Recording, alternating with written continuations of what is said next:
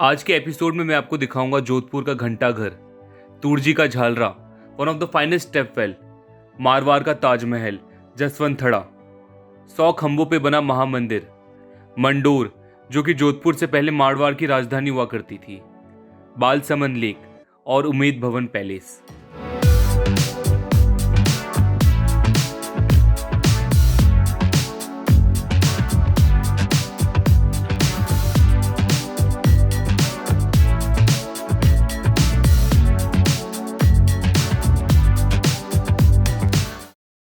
दूसरे दिन सबसे पहले मैंने स्कूटी रेंट पे ली जोधपुर ट्रैवल से।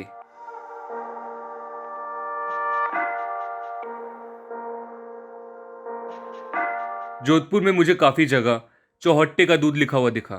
सर चौहट्टे मतलब क्या होता है? चौहट्टे का दूध? चौहट्टे का दूध होता है ओरिजिनल दूध बेचना है हमारा। ओरिजिनल दूध होता है ये, इसमें कोई मिलावटी नहीं होती है। सीजन में 50 रुपये, 60 रुपये, 70 रुपये भी बिकता है और शादी होती है तो 80 रुपये भी बिक जाता है। लॉकडाउन में हमने 30 रुपये किलो भी बेचा है। अच्छा। 100 का 4 किलो भी बेचा है, 5 किलो भी बेचा है। तो ये पूरा भाव तय कौन करता है?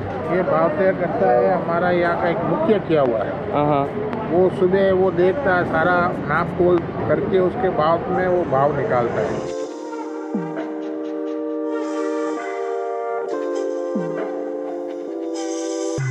तो ये भाव कैसे तय करता है? भाव तो दूध के ऊपर है। 500 1000 लीटर दूध चला जा निकल जावे। हाँ। डिमांड के ऊपर चलता है। अच्छा, शादियाँ में तो डिमांड बढ़ जावे, शादियाँ कम घट जावे। मतलब जैसे कि डिमांड ज़्यादा होता है तो भाव बढ़ जाता है और डिमांड के ऊपर है। डिमांड के ऊपर है। और ये चौहट्टे का दूध मतलब आपका वो चौहट्टे मतलब? छोटे मतलब प्योर दूध है, प्योर दूध है। जो गाय का निकलता है प्योर वही दूध यहाँ आता है।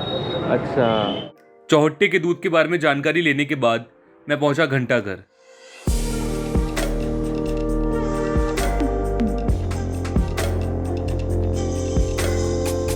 घंटाघर बनवाया था महाराजा सरदार सिंह ने लगभग 200 साल पहले।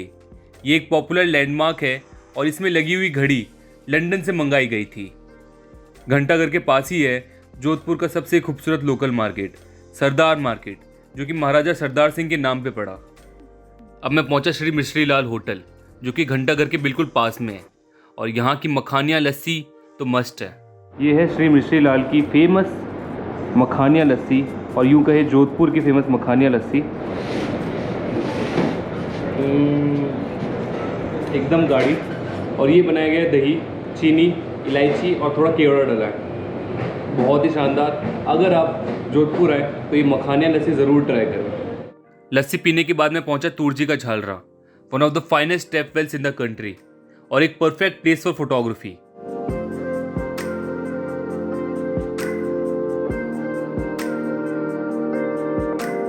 झालरा मतलब स्टेप वेल। ये बनाया गया था महाराजा अभय सिंह की पत्नी महारानी तंवर जी द्वारा, जो कि जोधपुर वासियों के बीच तुर्जी नाम से जानी जाती थी। 250 साल पुराना और लगभग 200 फीट गहरा ये स्ट्रक्चर जोधपुर के बचे हुए कुछ स्ट्रक्चर्स में से एक है, जो कि दर्शाता है traditional water management system. Ranisar, Padamsar, Gulab Sagar, Turji का झालरा, इन सब को बस एक जल स्रोत नहीं समझना चाहिए। ये सब एक आर्किटेक्चरल मार्वल है।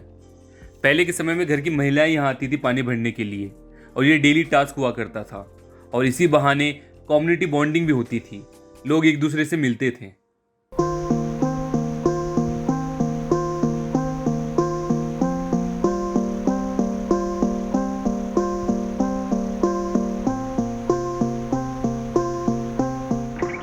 तो ये आ गया मैं जसवंत थड़ा। अपनी स्कूटी मैंने यहाँ पे पार्क कर दी है, और इसका ये पार्किंग चार्ज है 10 रुपये। और ये है जसवंत थड़ा की एंट्री फीस, जो कि है 30 रुपीज़। जसवंत थड़ा, जिसे ताजमहल ऑफ मारवाड़ कहा जाता है, और वो क्यों, आप खुद ही देखिए।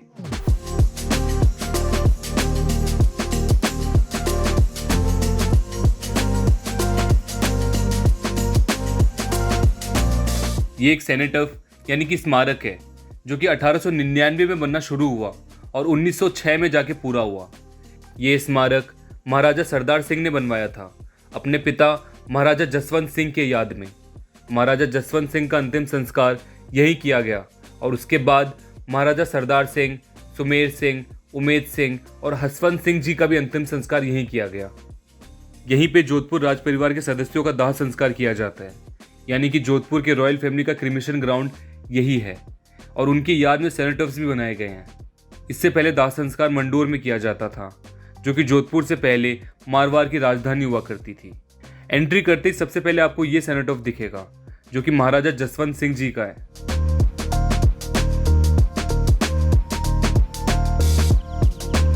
राजपूताना और मुगल आर्किटेक्चर के फ्यूजन से बनी ये इमारत एक आर्किटेक्चरल मार्वल है। मॉन्यूमेंट सफ़ेद संगमरमर से बनाई गई है और इसमें की गई इंट्रिकेट कार्विंग्स काफ़ी खूबसूरत है।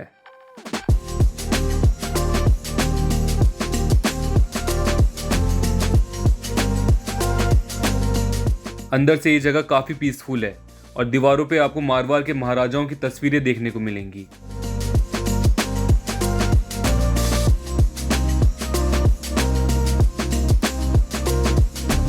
जसवंत थड़ा के पास ही है एक झील, जिसे महाराजा अभय सिंह ने बनवाया था।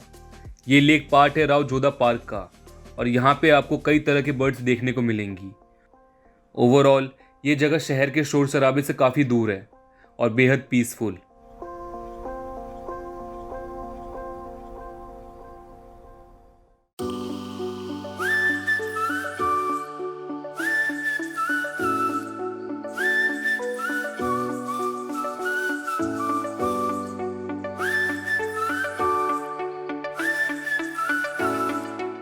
जसवंत थड़ा से लगभग 2 किलोमीटर की दूरी पे है महामंदिर, जो कि समर्पित है भगवान शिव को। इसे महाराजा मान सिंह ने बनवाया था अपने गुरु देवनाथ जी के लिए। मंदिर में 84 खंबे और गर्भगृह में 16, यानी कि टोटल 100 खंबों में ये मंदिर बना हुआ है और हर एक खंबे पे इंट्रिकेट कार्विंग की गई है। मंदिर की दीवारों पे योग मुद्राओं के काफ़ी नायाब चित्र उकेरे गए हैं। इस जगह पे अब स्कूल चल रहा है, लेकिन कभी ये मारवाड़ का सबसे बड़ा योग केंद्र हुआ करता था और क्योंकि उस टाइम पे ये सबसे बड़ा मंदिर था, इसलिए इसे महामंदिर कहा गया। अब मैं यहाँ से निकला मंडोर के लिए।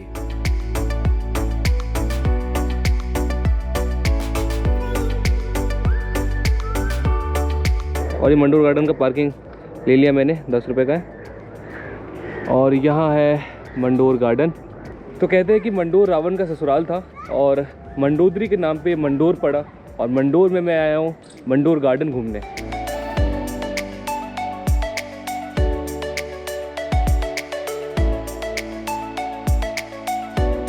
देवताओं की साल, हॉल ऑफ हीरोज।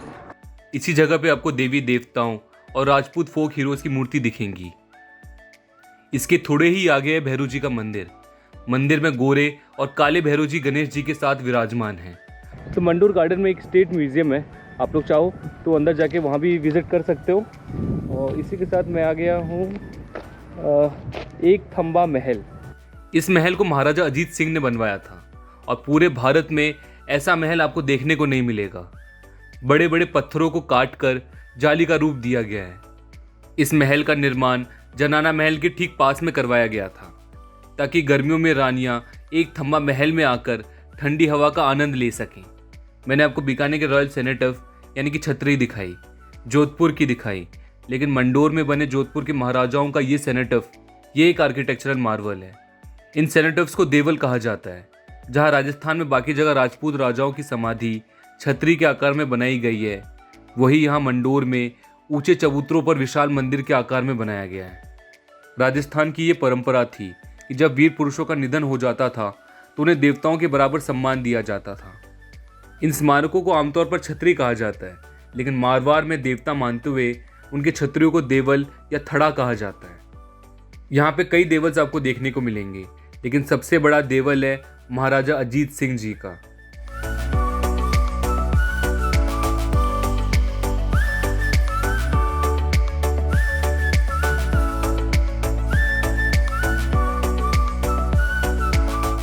पत्थरों पे की गई नक्काशी बेहद खूबसूरती के साथ की गई है और देवल्स बाहर से जितने खूबसूरत हैं, अंदर से भी उतने ही खूबसूरत हैं। अगर आपको स्पिरिचुअलिटी फील करनी है और आर्किटेक्चरल वंडर भी देखना है, then do visit this place.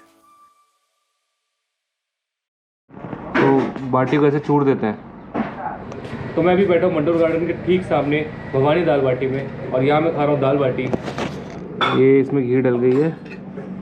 ये है दाल। दाल 2 कटोरी है या फिर अलग अलग है? एक ही है, ये अच्छा 2 कटोरी दाल है। और ये लहसुन की सब्जी है, मतलब लहसुन की चटनी है ये। लहसुन की चटनी। ऊपर ये लाल लाल क्या है, रोगन? ये लहसुन की तरी होती है। अच्छा लहसुन की तरी है ये। एक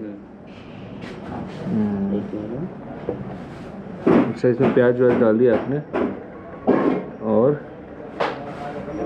पूरा 1 कटोरा दाल इसमें आ गया, तो ये भी डाल देंगे। अच्छा और ये आ गया लहसुन की चटनी।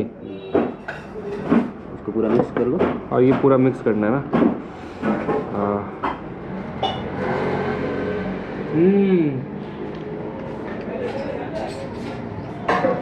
बहुत बढ़िया।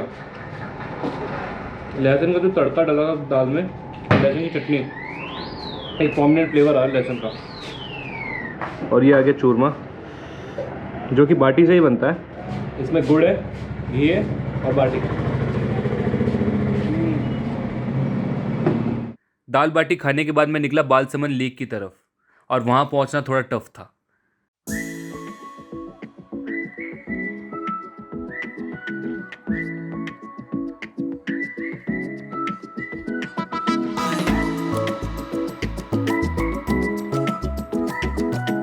अभी मैं जहाँ पे आया हूँ वो जगह कुछ ऐसी है। मैंने गूगल पे टाइप किया था बालसमंद लेक। यहाँ लेक तो मुझे ऐसा कुछ दिख नहीं रहा। उस तरफ चल के देखते हैं, शायद लेक हो। मेरे को समझ नहीं आता, मेरे को ऐसे ऊट पटांग जगह जाने का मन क्यों करता है। खाई टाइप का तो कुछ दिख रहा है मुझे, हो भी सकता है लेक। एंड यस, ये लेक है।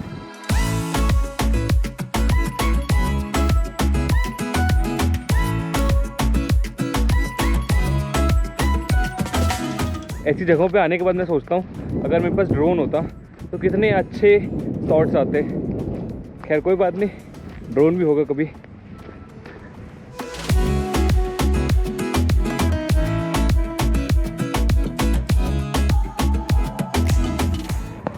तो अब मैं आ गया उम्मेद भवन और अब चलते हैं उम्मेद भवन घूमने, मतलब देखने।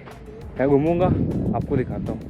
1928 से 1943 के बीच बना ये palace is a magnificent piece of Rajasthan's heritage and a symbol of new Jodhpur.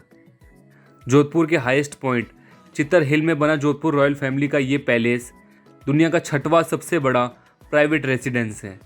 Ummed भवन नाम पड़ा महाराजा उमेद सिंह जी से, जो कि प्रेजेंट महाराजा और उम्मेद भवन के ओनर महाराजा गद सिंह जी के ग्रैंडफादर थे। उम्मेद भवन के एक पार्ट को म्यूजियम में कन्वर्ट कर दिया गया, जो कि हम लोग अभी देख रहे हैं।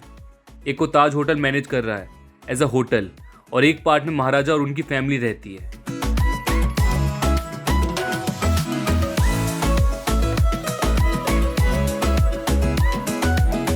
तो ऐसा है, बहुत हो गया राजस्थान एक्सप्लोर। मार्च के टाइम पे ऐसी हालत है। अब आगे क्या होगा मई जून में यहाँ पे आप गेस कर लीजिए। फ़िलहाल मैं यहाँ से निकल रहा हूँ और जा रहा हूँ सूर्या नमकीन। वहाँ पे मिर्ची बढ़ा लूँगा और उसके बाद फिर एक जगह और जाऊँगा, वहाँ पे चक्की लूँगा अपने घर के लिए। फिर ट्रेन है आज रात में 8 बजे की, जोधपुर टू दिल्ली। फिर क्या, मैं सीधा सूर्या नमकीन पहुँचा।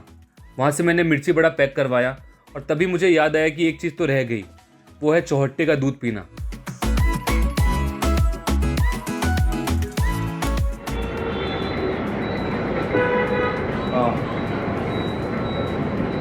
मतलब जैसे कहते हैं प्योरेस्ट फॉर्म ऑफ मिल्क वो है, कोई मिलावट नहीं। पानी तो इसमें बिल्कुल मिलावट नहीं है, एकदम शुद्ध है।